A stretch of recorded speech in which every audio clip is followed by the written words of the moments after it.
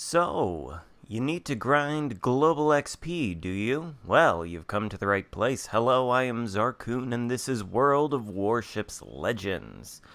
Today we're going to talk about how to get the most possible global XP. And why would you want global XP? Well, maybe you want to buy that super pricey Stalingrad for 2 million global XP. Maybe you want something cheaper, though. But even the cheapest global XP ship is going to cost you a pretty penny. And among all the currencies you can grind just by playing the game, like credits, commander XP, ship XP, global XP is the one that you accrue most slowly. So if you want to maximize your earnings, there is a way.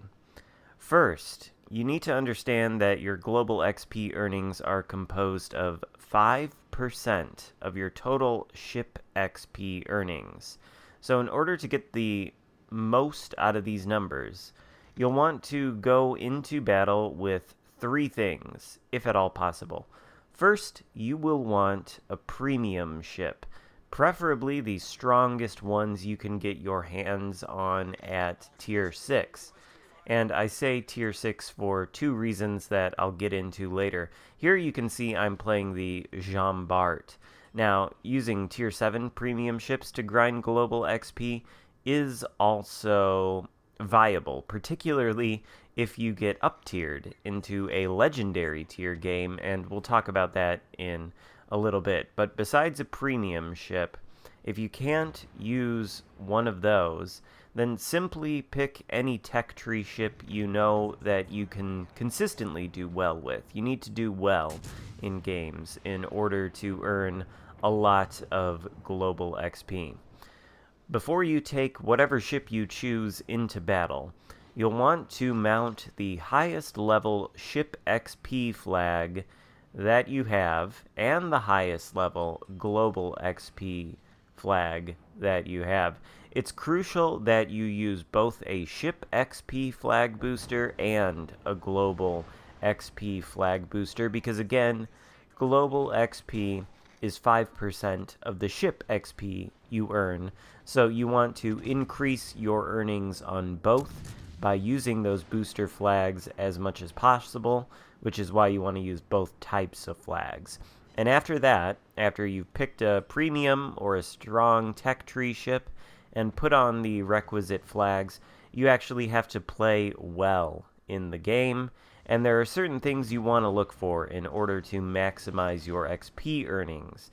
And doing these things will also have the added benefit of maximizing your credit earnings, particularly if you're using a Tier 6 premium, because the Tier 6 premiums seem to have the most credit earning potential in the game due to their tier placement. So that's one of the reasons I say pick a Tier 6.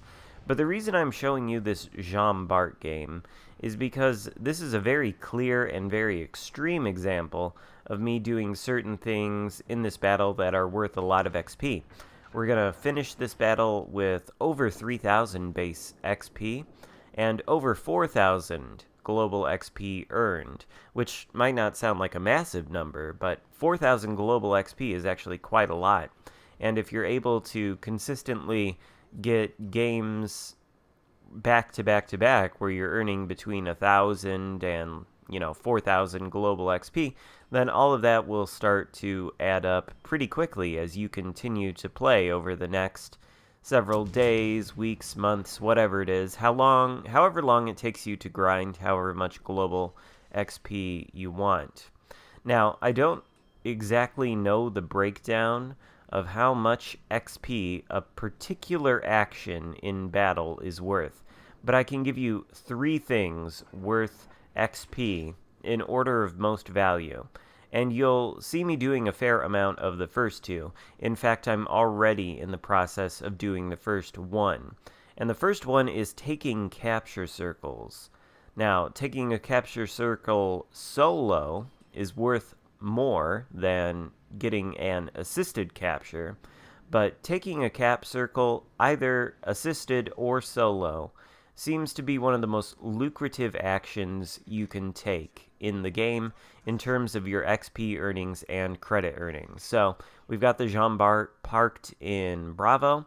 Looks like we're actually alone in the cap, and with any luck, in 10 seconds, we'll be able to flip it and get a solo cap ribbon. Actually, I kind of want to see if we, in fact, do that. And it looks like, yes, we do get the solo cap ribbon. So there's a hefty amount of XP for us. Now, the second thing you can do is do damage, which we're about to start doing in earnest right now. But it doesn't necessarily have to be a high raw damage number. Rewards for damage are based off the total percentage of hit points you remove from a particular enemy ship. So focus on doing as much damage as possible to specific targets. If you can do a lot of damage to a higher tier target than whatever your ship is, or sink a higher tier ship, then that will be worth even more XP than if you did damage to or sunk a same tier or lower tier ship. There's a, I don't know if you would call it a premium, but there's a bonus for doing damage and sinking higher tier ships. So in the case of the Jean Bart, I would want to do a lot of damage or sink a legendary tier ship, and in fact we're going to do just that coming up soon. But for now, we've got these nice juicy broadsides on the Nagato and whatever that is out there. There's the Yamato, by the way, behind the island, so we don't want to push out here. But our positioning, pushing up like this, has allowed us access to the broadsides of these Nagato, or this Nagato and this Iowa, which is in turn going to allow us to do quite a bit of hefty damage to them. So that's a good thing. That's good for our XP earnings and for our global XP earnings in turn. But the third and final thing you can do, aside from taking caps and doing damage or sinking ships, well, it's a combination of things, smaller things, but not necessarily less important things. They just seem to be worth less XP than capping or damaging ships. And these are things like spotting enemies, especially if your spotting leads your teammates to damage them.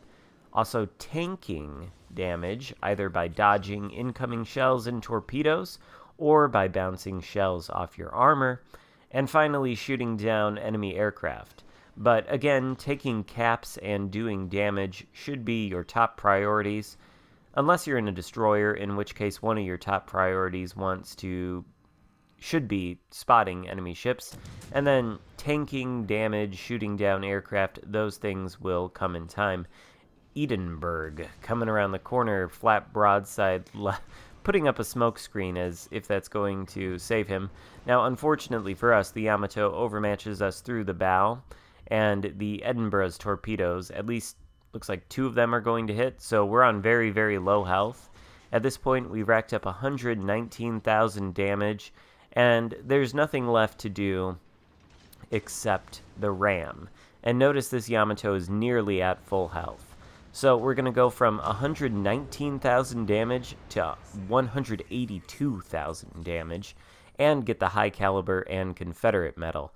So that ram was entirely worth it. That leaves just 2 enemy ships left alive on the team, one of which is this very low health Edinburgh, and the other of which is a battleship sailing off to the edge of the map. So we've got this game won, and you do want to win games, I should say, in order to maximize your XP earnings, because of course you get a win bonus. You get a win bonus for winning, and you get a bonus for using a premium ship. And also, I should say, if you can afford it, you want to get premium time, because you get a bonus for having premium time as well. So, to recap in this game, the reason we're going to end up with so much XP at the end, and so much global XP, is because A, we took a cap solo, and that was Bravo, so that's worth a lot of XP. We did a fair amount of damage to that Iowa and Nagato by citadeling them in the broadside with our main guns. Took away maybe 30-40% of the hit points of both. I'm just estimating, but something like that. And again, hit points, taking those away, percentage based in terms of your reward.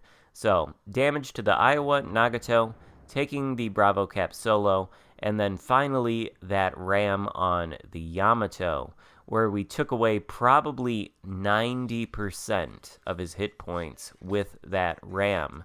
And since the Yamato is a legendary tier ship, a tier higher than the Jean Bart, well, that, along with the solo cap, are what I suspect are the two most lucrative XP earning actions we performed in this game. So, there you have it. There is my advice on how to get the absolute most out of global XP. I guess now the only thing to do is see how much we actually earned. So here we skip to the end result screen of the battle, and we can see that we finished the game with 182,000 damage done and 3,440 global XP earned, under a base score of 3,271 base XP. So that's quite a hefty chunk of global XP we earned there. We did it by doing all the things I spoke of in the beginning of this video. So if you want to grind global XP, this is how you can do it. You don't necessarily have to use the Jean Bart. You could use any premium ship or any tech tree ship that you know you can do well in. Hope you found this helpful. If so, give it a thumbs up. Thank you so much for watching, and I'll see you next time. Goodbye.